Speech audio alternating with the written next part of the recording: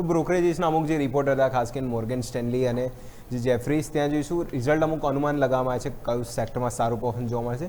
તો એક છે કે જ્યાં ખાસ કરીને પોઝિટિવ આઉટલુક જોવા મળે છે. ફિલહાલ આજે માર્કેટ જે પણ પરિસ્થિતિ છે, પણ આગળ આઉટલુકને લઈને જે પ્રમાણે Q1 રિઝલ્ટ સિઝન છે જે સારી રહેવાનું એ લોકો અનુમાન રાખી રહ્યા છે. Q1માં રેવન્યુ ગ્રોથ ઓલમોસ્ટ જે 13 મહિનાના હાયર લેવલ પર ખાસ જોવા મળી શકે એવું અનુમાન છે.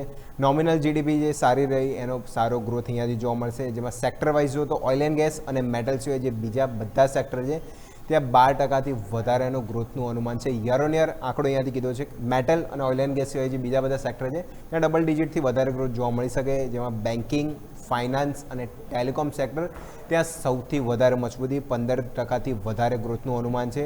એ સેક્ટર વધારે પસંદ આવી રહ્યા છે. બીજા સેક્ટરમાં જો તો સિમેન્ટ, ફાર્મા અને જે કેમિકલ છે ત્યાં રેવન્યુમાં દબાણ શક્ય છે, કારણ કે કેમિકલ સેગમેન્ટ જે ક્રૂડની નિશ્ચિતતા અને સિમેન્ટ જે પણ જોઈશું અહીંયા બી ધીમે ધીમે જોઈશું. જે બ્રોકરેજીસ બી રિપોર્ટ આવ્યા હતા અને આગળ યર ઓન ગ્રોથ થોડો અહીંયાથી ફીકો જે સિમેન્ટ સેક્ટર જે પ્રાઇસ એકના લીધે પણ જોવા મળ્યો હતો.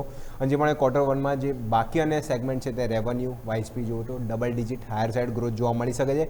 ક્વાર્ટરના પરિણામ પર જુઓ તો મોસ્ટ ઓફ જોઈશું તો નિફ્ટીની કંપની લાર્જ કેપ સ્ટોકના જે પોઝિટિવ રહેવાનું અનુમાન છે, એટલે હાયર સાઇડ અહીંયાથી જુઓ તો જે પણ પરિસ્થિતિ જોવા મળી શકે છે. ઇનપુટ કોસ્ટ વધવાથી જે ઓપરેટિંગ માર્જિન પર થોડી ઇમ્પેક્ટ જોવા મળશે, પણ વધારે જુઓ તો પોઝિટિવ જ અહીંયાથી ખાસ કરીને જોવા મળશે. જેમાં કન્ઝ્યુમર જે કમ્યુનિકેશન સર્વિસીસ ઇન્ડસ્ટ્રીયલ સેગમેન્ટમાં જોશો તો સારો ગ્રોથ અહીંયાથી ઓપરેટિંગ પ્રોફિટમાં બી જોવા મળશે. એનર્જી અને જે ઇન્ડસ્ટ્રીયલ સેગમેન્ટ હતા તેમાં પ્રોફિટમાં દબાણ શક્ય છે. એનર્જી પેક્ટ ખાસ કરીને જુઓ, કારણ કે ઓલમોસ્ટ અત્યારે જો એનર્જી પેક્ટમાં ખાસું દબાણ જોવા મળ્યું હતું. અને સાથે જે ઇન્ડસ્ટ્રીયલ સેક્ટર ત્યાં જુઓ તો ખાસ કરીને દબાણ જોવા મળી શકે છે.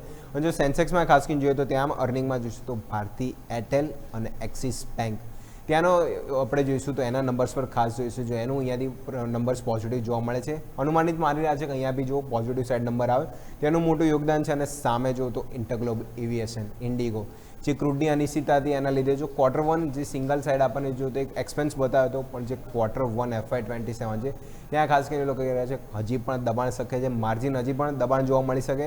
અને જે પણ આજે બી નંબર જોઈએ કે જે પણ માર્કેટ શેર કંપનીનો ઘટે તો હજી પણ જે આગળ આવનારા નંબર્સમાં ઘટાડો જોવા મળી શકે છે. તો ખાસ કરીને જે ઇન્ટરગ્લોબ એવિએશન ત્યાં માની રહ્યા છે કે હજી પણ દબાણ અહીંયાથી શક્ય જોવા મળી શકે છે. ખાસ કરીને ઘણા બધા સેક્ટરો પણ એમણે પોઝિટિવ આઉટલુક આપ્યો, જેમાં ઓઇલ એન્ડ ગેસ માટે થોડા મિક્સ વ્યૂ છે. બાકી જો ઇન્ડસ્ટ્રીયલ એનર્જી, ખાસ કરીને સિમેન્ટ, ફાર્મા, કેમિકલ ત્યાં નેગેટિવ પરફોર્મન્સ, પણ જે સામે જઈશું બેન્કિંગ છે, NBFC સ્ટોક છે તે કોઈ રાખી રહ્યા છે કે પોઝિટિવ આપણને ડબલ ડિજિટ હાયર ગ્રોથ જોવા મળી શકે.